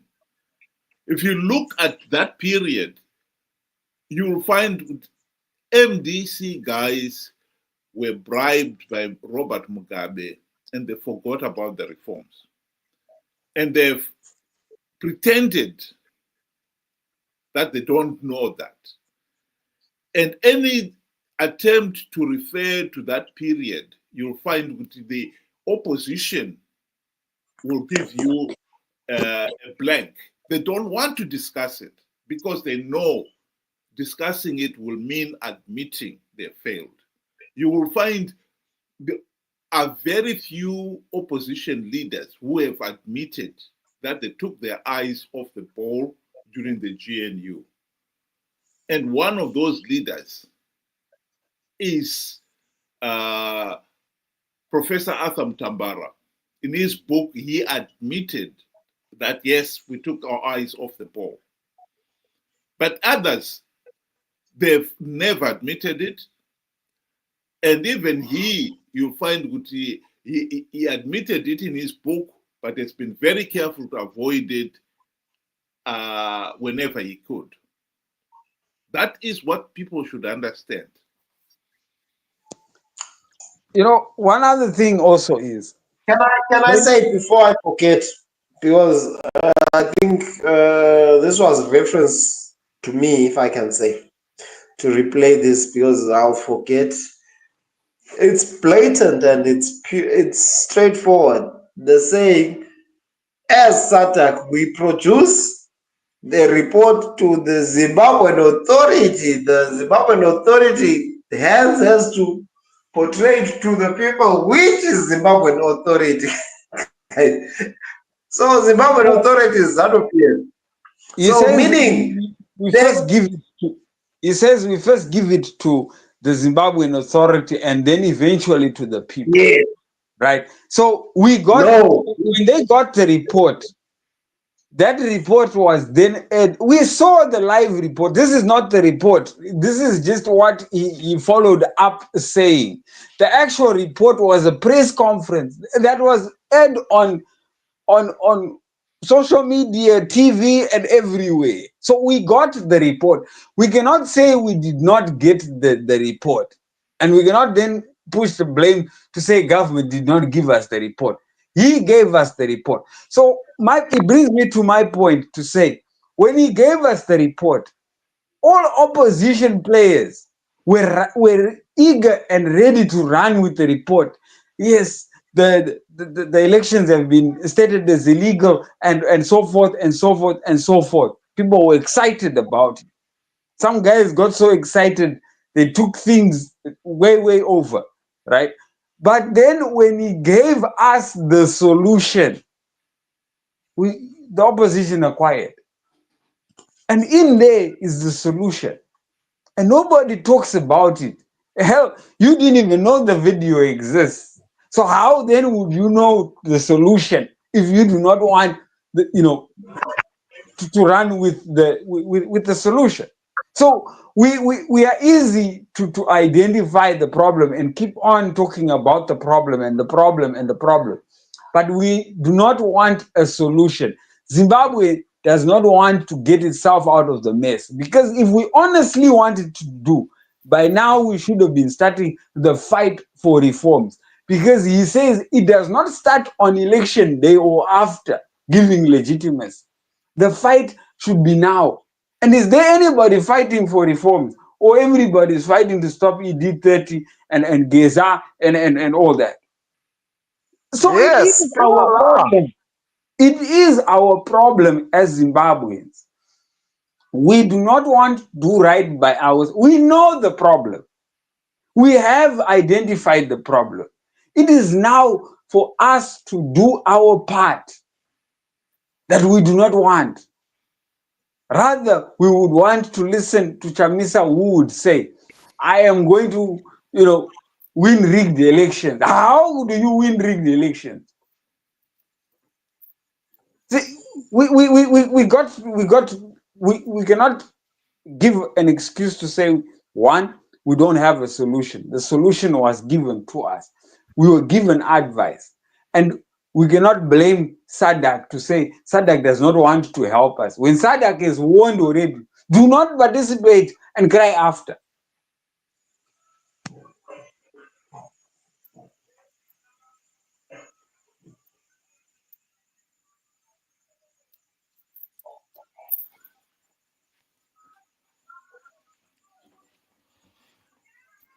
Gentlemen, we have been on the air for nearly 2 hours now.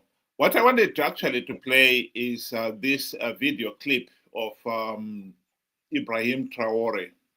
I'm not sure whether I've got it queued up properly, but I'll play maybe about 5 minutes of it, and then, a few minutes of it, and then see where we go. Interrogated about foreign influence. The state's paranoia had become institutional. A retired judge, speaking to an independent broadcaster before the station was shut down, remarked, "We have reached the point where legality serves illegality. The law now bends to power."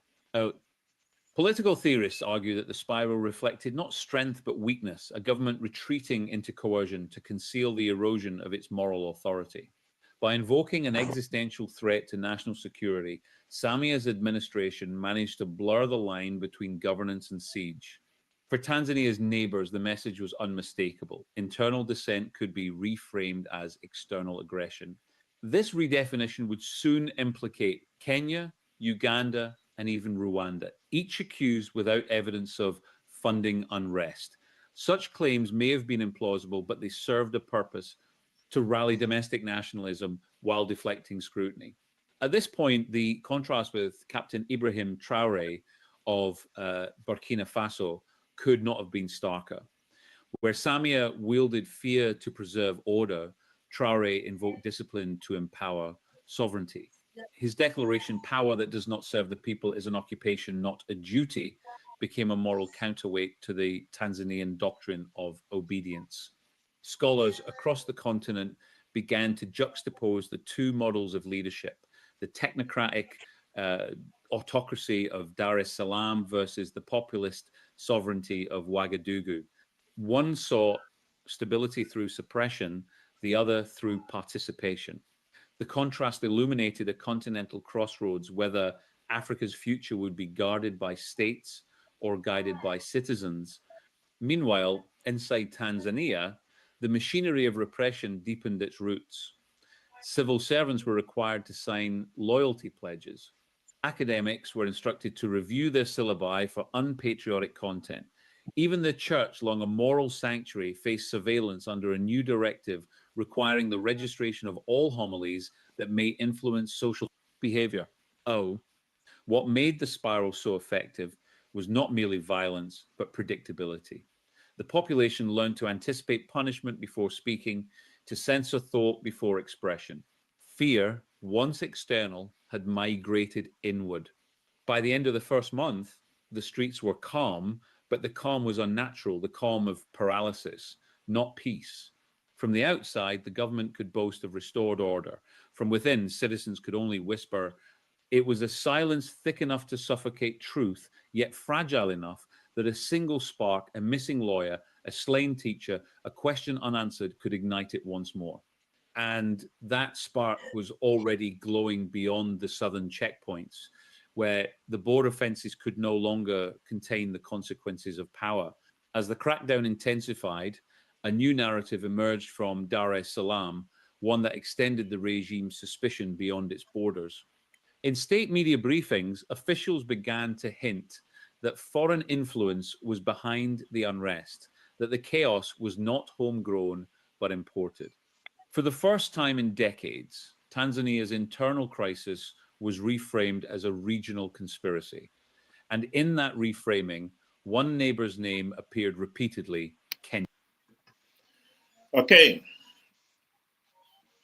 Temba, do you want to give your remarks on that one? Yes. Go ahead. You know what I like to think, there is a general notion that, or if I say notion, it's rather wrong, a general fear of the state of affairs that we don't really reflect issues soberly, if I can say. We refer to issues deranged according to one notion, and we carry it over. This is what Africa. You see, the element of suspicion, even it goes down to workplace. It goes down to workplace. I think it's an African thing. So I would like to think that getting away from that is just doing your thing and pursuing your thing on a personal level. And if we had the luxury, we would vote in peace in your own ballot box. But that. Okay, sorry, I think we've lost them again. Problem with the internet. Ben, do you want to give your remarks there? You know, it comes down to the denial that I was talking about earlier. You know, we would rather point fingers at the next person than to take responsibility. For example, in Zimbabwe, we were warned, do not participate in rigged elections. ZANU-PF will rig the elections. Even in 2013, Sadat came out and warned, you guys from MDC, do not go and participate in the 2013 election. ZANU-PF is going to rig that election, and they're going to get away with it. They refused. And years later, we flipped the coin. There's nothing MDC could have done. ZANU-PF had total control of that GNU. This is exactly what President Traore is saying. Tanzanian government is responsible for the atrocities that happened, whether it was mercenaries from Uganda, but they came to Tanzania because they were invited by the government, and they hence should take the responsibility. The same with Zimbabweans. We were warned, don't do this, and we went and we did it. We cannot point the finger to somebody else when we were told. It's like a child that always wants to play with fire. Don't play with fire, you will get burnt. And lo and behold, that child there refuses to take that advice and caution and touches the fire and gets burnt. They were looking for trouble. The best thing you can do is to remind them this thing will burn you. And if they continue, it will get burnt again. This is my advice to Zimbabwe. We don't need to look for a solution. A solution has been given. The solution was given a long time ago. It is because our opposition are so power hungry and need, their need for material wealth, what they get from parliament and so forth, that drives them and keeps them going into every election. And at the end of the day, they pretend to cry with you, but very, very excited over the cars, the housing loans, and the luxuries they're getting at the table. The question is, when are we going to wake up to that reality?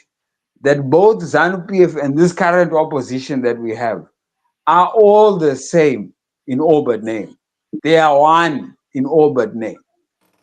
And we are being played for the fool each and every time we are called to participate in rigged and flawed elections. Thank you. Oh, okay, can I say something? Yes, yeah, we sorry we lost you there. So yeah, I'm glad you managed to come back again. Go ahead, Temba. I'm just saying, I hear what Ben is saying, but the fact that we're saying there's opposition in Zimbabwe, there's no opposition. There's zero opposition, actually. There's zero opposition. They're all cahoots. If I can say, maybe not the membership, but the leadership of the opposition is in cahoots with the government. It's actually the 2030 agenda. They are the ones pushing it more than the actual owners of it. If you can read through the lines, the opposition is actually, the more silent you are confirming. You just saying yes, yes, yes, yes, yes. So what I'm saying in essence is our crisis in Zimbabwe is our opposition has been disabled. Disabled intentionally so and deliberately so by obviously ZANU-PF, and it's an open secret. Nobody, it has been disabled, and obviously using human greed, human nature. They don't go far. They don't go far. They don't go far from human nature. They don't go far from being ethical. They are still ethical, but they derive the narrative that the people are confirming. So they bribe 3 people to legitimize 3 million. Another 3, it's 6 million. Another 10 people, it's a whole nation. So It's an intelligence strategy, and not understanding that strategy is us being the fools. That's what I'm saying in essence.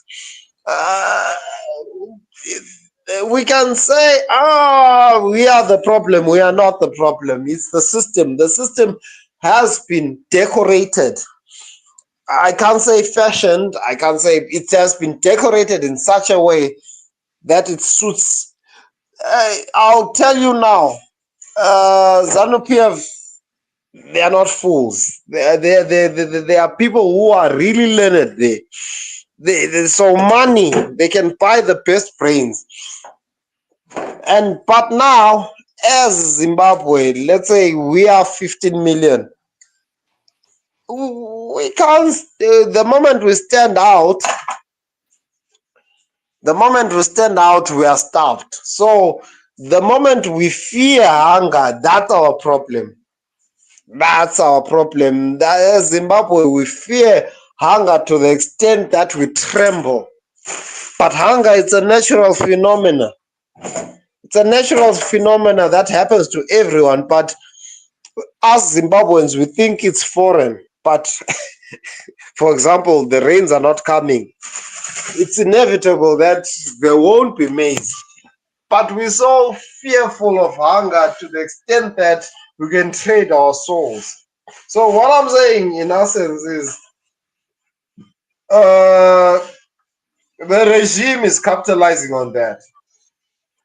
But my next question is, how can they sustain that? It's not sustainable. Anyway, it's not sustainable. It's just a matter of time. It's just a matter of time. If not months, if not, people will get say, will realize and say, there's nothing different here. We are still starving. Because if 10,000 people are eating and then 10 million people are starving, it's like an avalanche. If the iceberg will still fall, but there will be casualties. Yes. Thank you very much, Temba.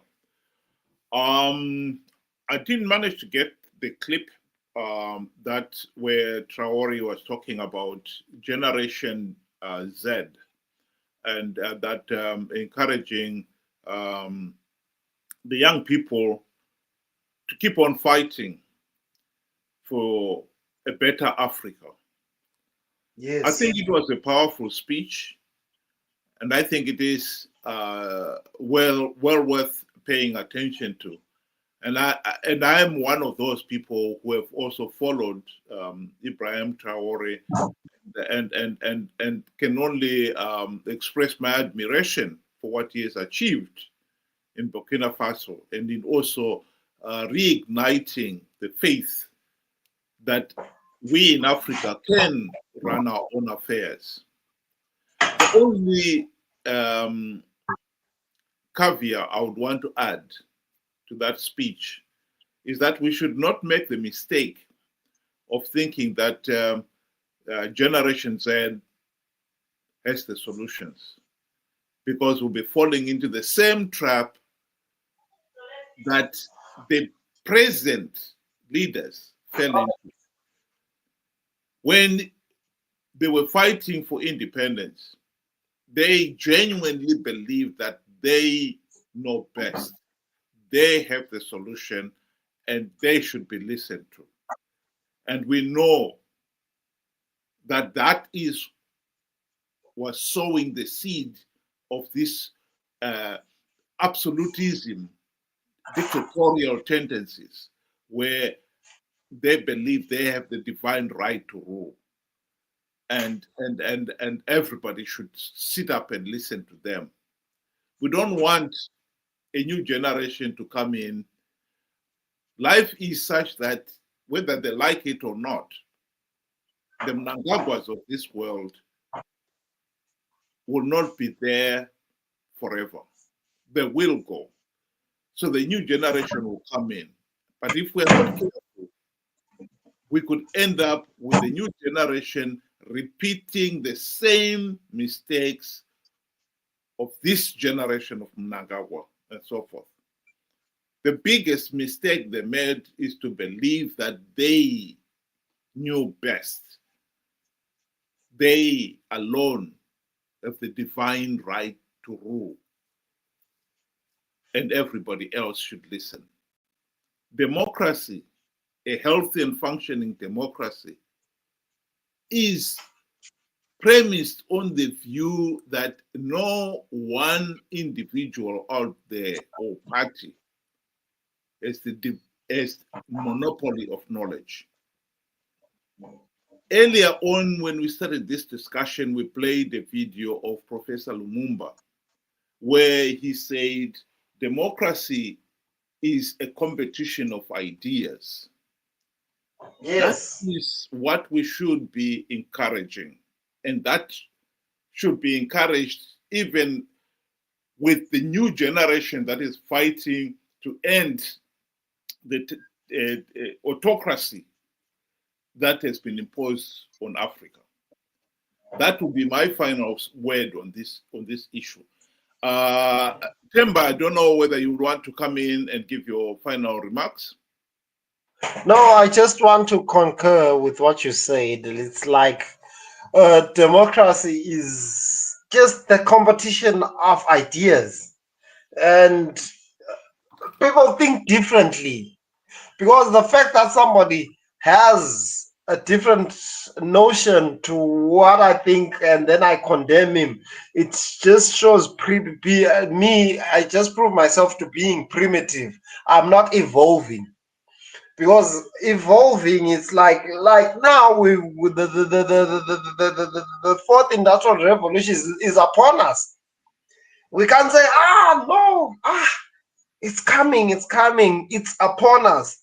So I'm taking the leap on technology. Technology is swiftly moving. So why aren't we moving? So even I'll go to the fact that the people who are still stagnant in tribalism, hey, this is what? No, but that does not pay your bread and butter. So what I'm saying in essence, let's evolve. So democracy is evolving and listening to the trends, listening to what the economy wants, because the economy will demand, if you, for example, you want to do work, you have to give your credentials. If your credentials are not meeting, adjust and go back and portray and say, I'm back. So I'm just thinking on that notion that let's evolve politically, economically, in all spheres.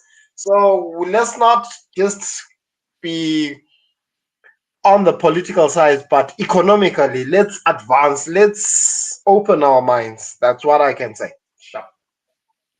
Thanks very much, Themba there, and thanks very much, Ben, as well. Just to remind you, tomorrow we'll have another session of this open discussion where you can join in. The link, if you want to join in, is at the bottom of your screen there. It'll be the same link that we've used today, and you can use it tomorrow, and we'll welcome to hear your points of view as well and your contribution. Just a reminder that we'll do this every Saturday and every Sunday. Same time, 6 o'clock UK time, 8 o'clock Zimbabwean time. And once again, thank you very much to Themba and Ben for joining in today's discussion. And thank you to our administrator for keeping everything ticking over in the background. Good night, everybody.